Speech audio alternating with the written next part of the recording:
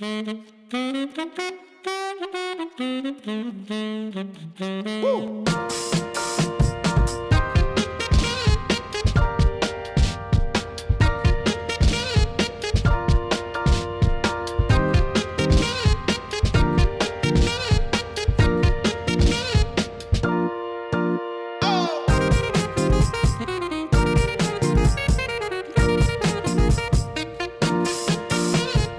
Welcome to Night Talks, the University of Florida College of Journalism and Communications talk show, produced by students for students. I'm Nicole Borman, a freshman studying journalism, and our guest today is Oscar Suris, a University of Florida alumni whose 20-year corporate communications career included senior roles at AutoNation and Ford Motor Company and served as a head of corporate communications for Wells Fargo and Company. Now he's the president of the New York office of Edelman, the world's largest privately owned public relations and communications firm. And we can't forget, his first career out of the University of Florida was as a journalist. Hi, Oscar. Thank you so much for being here today. Thank you, Nicole, for having me here. And go Gators. After graduation, you reported first for the Miami News and the Orlando Sentinel and the Wall Street Journal. What was your beat and what was it like working for these different news organizations?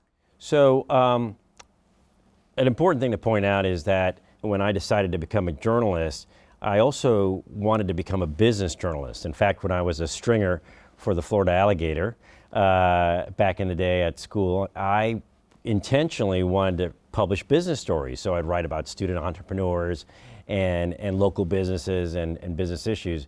And sure enough, my first job out of college was with an afternoon daily in Miami called the Miami News that has since gone out of business.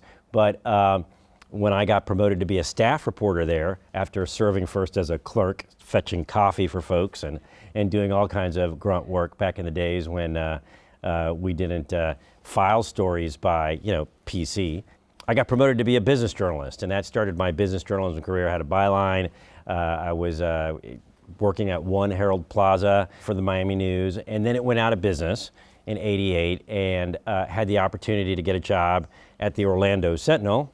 Left home, left Miami, and became a business journalist there. And so while at the Sentinel, I met, while covering an event for the Sentinel, I met the publisher of the Wall Street Journal and met him at an event that the journal was hosting in Atlanta. And I saw all these people talking to him, and I said, well, you know what? I'm going to meet him too.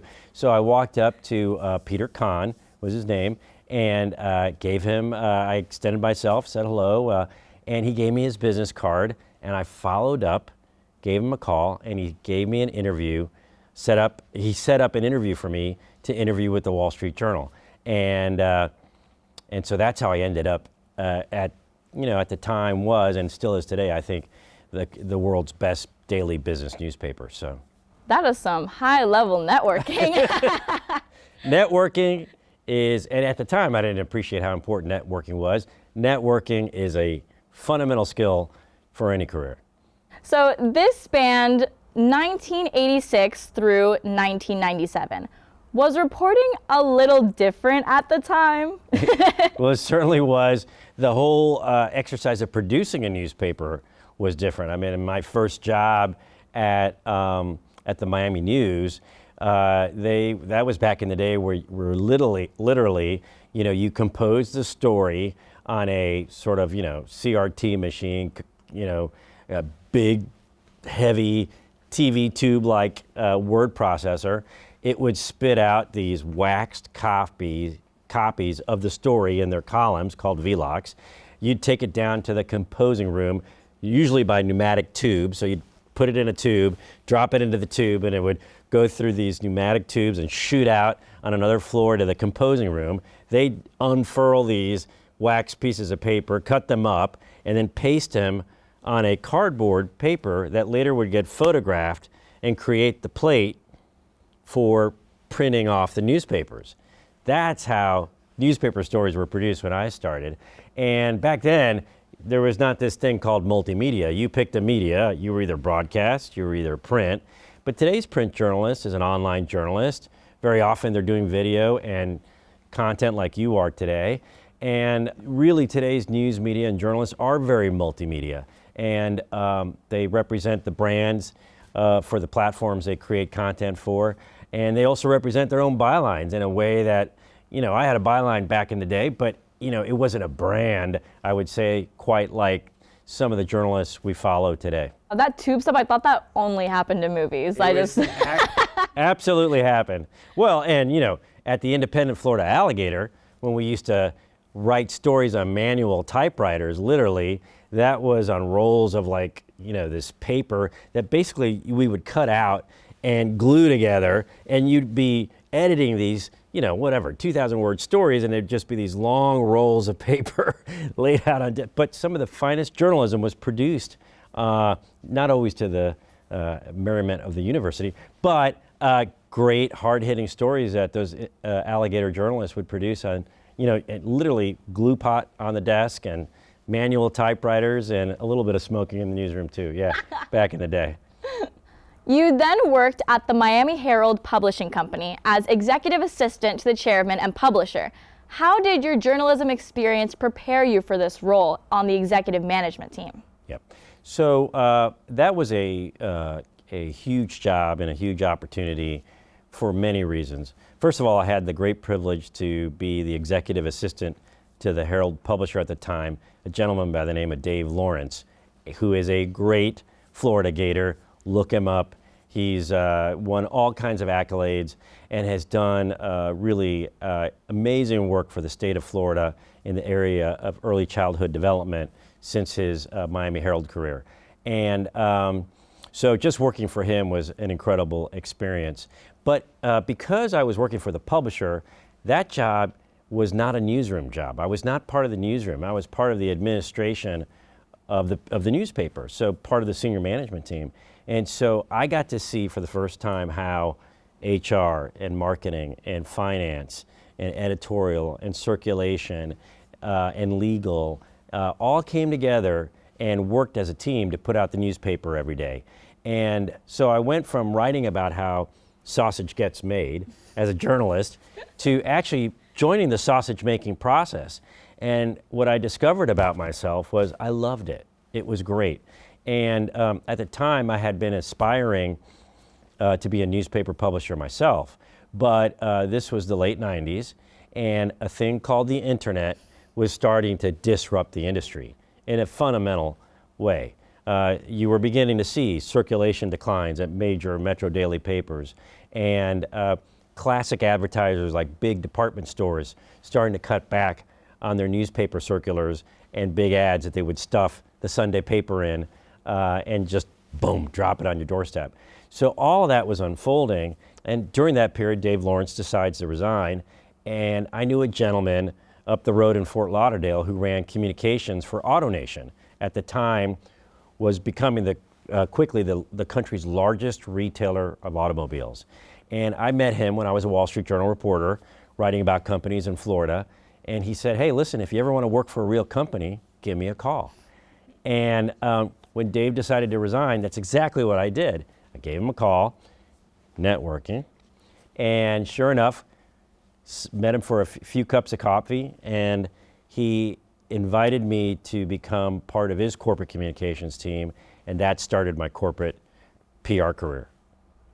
So you saw that first-hand experience of the internet taking over newspaper companies. Right. What was the full of how could you explain in your own words the effect of that at the time? Oh, disruptive, which is a term that gets used a lot in tech circles, but it was generally disruptive because I think newspapers of all sizes, but especially in major metro areas like Miami and Orlando, where I had the opportunity to work. I should mention, I also worked at the Florida Times Union in Jacksonville, Florida, as a freshman when I was a Gator, because I was lucky enough to get a scholarship that first freshman year, and it included a paid internship, so a wonderful experience. Wow.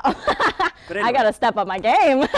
But anyway, no, and so, I think newspapers were wrestling with how consumers were beginning to change their information consumption habits, and advertisers, by extension, were beginning to explore how they were changing their advertising. They follow the eyeballs and the ears, right? And the net effect of that was it was disrupting, the underlying business models of journalism, something that's still playing out today. I wasn't alive at the time. That's incredible. So next, you became the corporate communications director for AutoNation. What inspired the shift away from news publications, and what did the role entail? Well, the best way I would describe it is I went from telling stories and writing stories and reporting stories to helping people tell their own stories. And what I discovered pretty quickly inside, once I was inside and on the PR side of the equation, is that everybody's got a story to tell. Individuals, entities, organizations, companies, and some do struggle with how to get their story out in a way that reaches the marketplace, whether it's through earned means like journalism or paid means like advertising. And not everybody understands how journalism works, how news gets created and gathered, and how news judgment actually occurs. So having been on the other side of the table and having been in a newsroom myself for all those years, I quickly discovered that there was a lot of value in bringing those insights to a company, to an organization, and to help people understand how media work. The best of both worlds. Yeah. You saw it both. Several years later, you're the corporate communications director at Ford Motor Company. Were your objectives and responsibilities at Ford very different than at AutoNation? Different in this regard. It was the first time I had responsibility for a team. When I joined Ford, I joined their what they called their public affairs team, and within that, they had a global news team at their world headquarters in Dearborn, Michigan. And I led the global news team, a team of about 35 people, and they were responsible for doing all the communications for all the classic corporate functions at Ford Motor Company, finance, HR, labor, legal, plus we also published a media website for the news media, and a lot of other cool stuff. It was a really great growth experience for me because it was my first time leading a team, leading people, helping coach people to perform well, interacting with a full C-suite of executives at a Fortune 10 company, which Ford was at the time. So it was a wonderful experience. I mean, I'll never forget it. That's great. Wow, that's like such a step. What drove you to work for these companies over others? Well, I think at the end of the day, my story is an immigrant story. I was born in Cuba in 1964, quite a while ago, and left as a baby.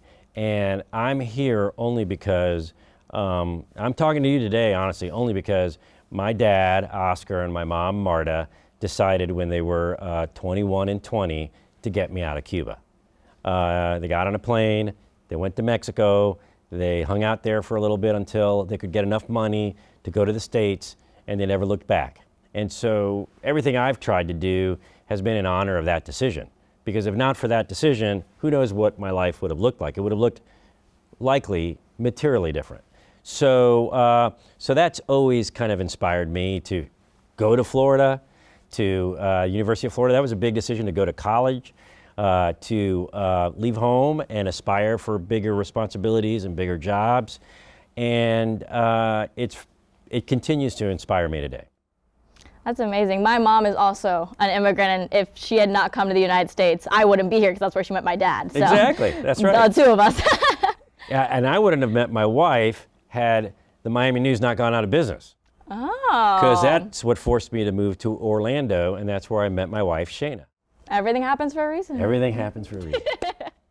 What were some of your proudest achievements at Wells Fargo? Well, I think first, helping make that merger as successful as possible. Leading a large organization, so now the size of the team was much larger. By the time I had left Wells Fargo, 9 years later, the comms organization was 450 people. So we had all internal communications, all external communications, intranet.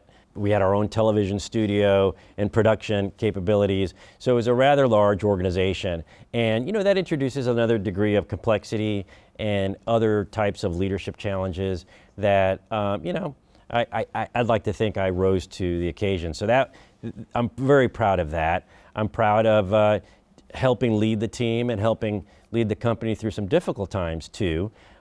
Any company that's been along for any sort of duration, especially companies with more than 100 years of history like a Ford Motor or a Wells Fargo, will encounter from time to time genuine issues and crises that they have to take on.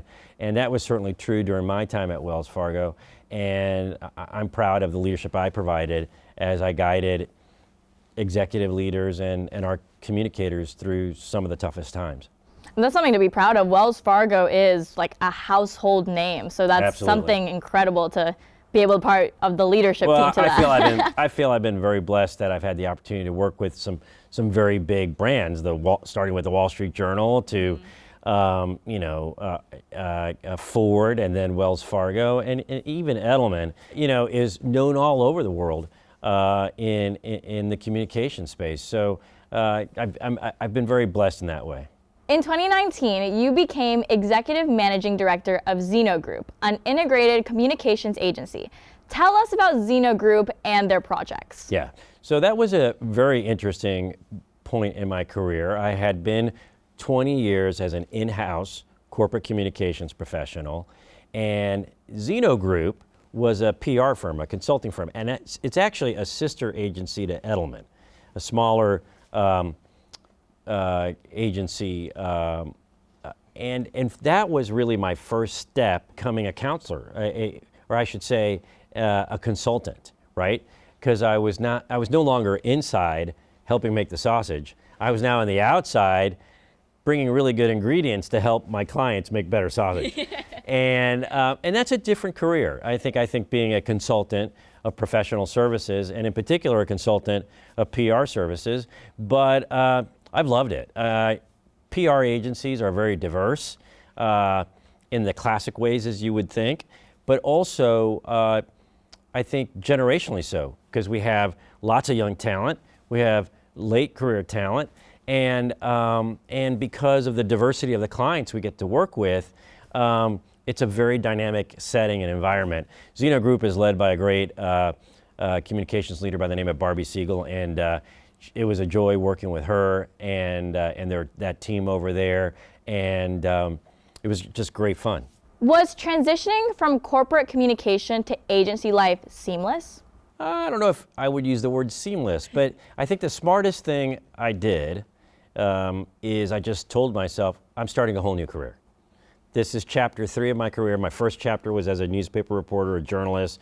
My second one was as a corporate PR professional for publicly traded companies, and now my third is being a consultant, a communications consultant.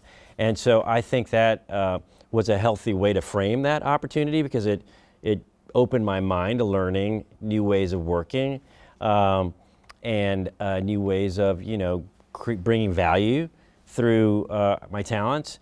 And so I think anybody over the course of their career should be prepared for those sorts of transitions, or expect them, right? And what I have found is those transitions have typically been amazing opportunities to just learn new and great stuff that serves you down the road. Well, that's great to hear, because as a college student myself, we have this idea that what we graduate with, you have to stick to that for life. So it's good to know you got chapters. I'm glad you brought that topic up, because, like I said at the onset, I chose Florida because I was going to be a journalism graduate, right? I wanted to major in journalism. However, no offense to Weimer Hall, but I got my degree in finance instead. And why was that? It was because of that internship at the Florida Times Union. I figured, hey, I'm ahead of the game. I'm a freshman, I got a paid internship, I've got bylines,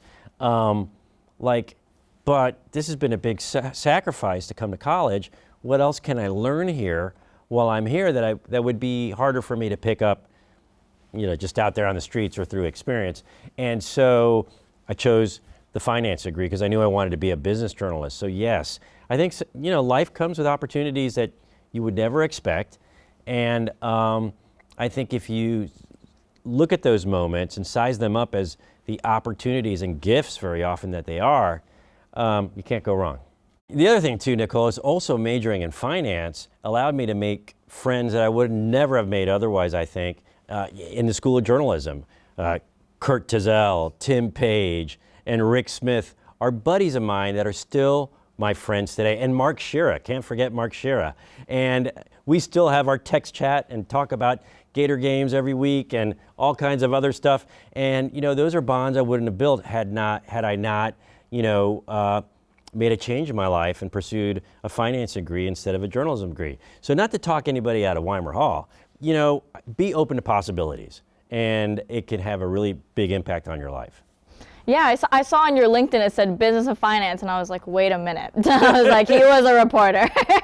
It's great. It's great to hear that, you know, for me especially, just got here, freshman, fresh start, and it's nice to know like life can change. Life can go on. My oldest son, Oscar Suris, got his degree in communications at Rutgers University, but he's a corporate risk professional at Bank of America. So, you know, your major doesn't define you. You know, you define your journey. Yeah. Right? Hear that? Your major does not define you. So, in 2021, you moved to Edelman, New York. Give us an overview of the services Edelman provides to their customers, and as president, what are some of your biggest challenges? So, Edelman is the world's largest privately owned communications company. $1 billion in annual revenue, 6,000 employees around the world in more than 60 offices, and the largest office happens to be the New York office, where we have more than 800 employees. And Edelman is distinct in that it's truly a full-service integrated communications agency. Integrated in that it does a fair amount of marketing, it does a lot of PR. PR is its roots. And it also knows how to bring those two worlds together, as they so often do come together through things like social media and digital communications.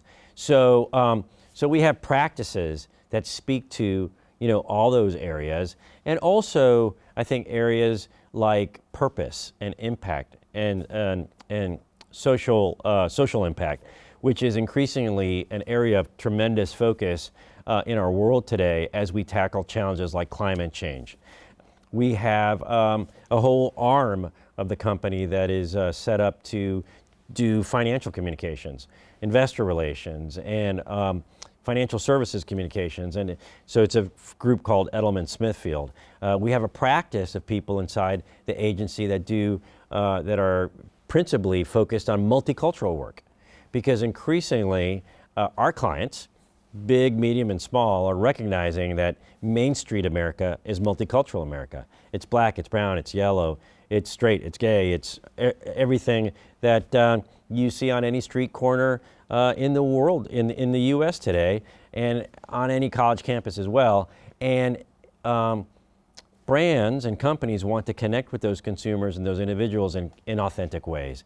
And so our professionals in that multicultural practice help make that happen. That is great. That company covers a bigger umbrella, I think, than like I was prepared to hear. So how do you see the communication field changing? So, you know, there's some classic things I don't think will ever change. You know, how do you articulate a message in a story? How do you use communications as a tool to accomplish objectives? Whether your objective is to sell more sweaters or to save the world from a global threat, right? Communications as a discipline has a role to play all along that spectrum, right? I think the tactics and some of the tools we use keep evolving. When I started out in the business, the internet was just starting. But for a fair amount of my career, there was no such thing as Twitter or Facebook or even Google, if you can imagine a world pre-Google, right? And now you're seeing things like the disruption of television continuing with all the cord cutting. But the AI. Yes, the artificial intelligence. Yes. Yeah. You can spit in a question and it can spit out a term paper just about. The world it's the pace of change. If anything's really been different, it's the pace of change is faster than ever before. When I was on campus, it might be a week before I talked to my parents because, I was outside of the dorm room. And if I was outside of the dorm room, they couldn't reach me because I didn't have a phone. Now, I can reach my daughter or any of my kids anytime I want, and your parents likewise as well with the technology and tools we have available. So that has accelerated the pace of just about everything. And so I think that will continue. And there'll be more disruptive, I think, facets of life that as communications and PR professionals and journalists for that matter will need to navigate and record and figure out how to influence. What advice would you give to those entering the communications field? Well, one piece of advice that I give everyone is read. And read anything. Read what interests you. But the journey of learning should never end. Once you allow it to end, I think you're done. So keep reading. I started that habit many years ago. I wish I had been a better reader when I was in high school. But as an adult, I think I've been a fairly good reader, and I've always found it very enriching. And some of the books I've read have contained some of the best mentors I've ever had as well, too. The thing right after that is write. You can see in the workplace that people who can express themselves through their writing and communicate things well, they have a leg up on everybody else, I think. And I see that because they often hire people like me, sometimes to write this stuff and help figure out how to articulate things. So the value of being able to articulate things well is powerful, and I wouldn't underestimate it. Well, thank you so much for your insight and your time, Thank you, Oscar. Nicole. It's been great. Go Gators. It's Go wonderful to be on Gators. campus, and thank you for having me. And thank you to our viewers joining us. Until next time, good night.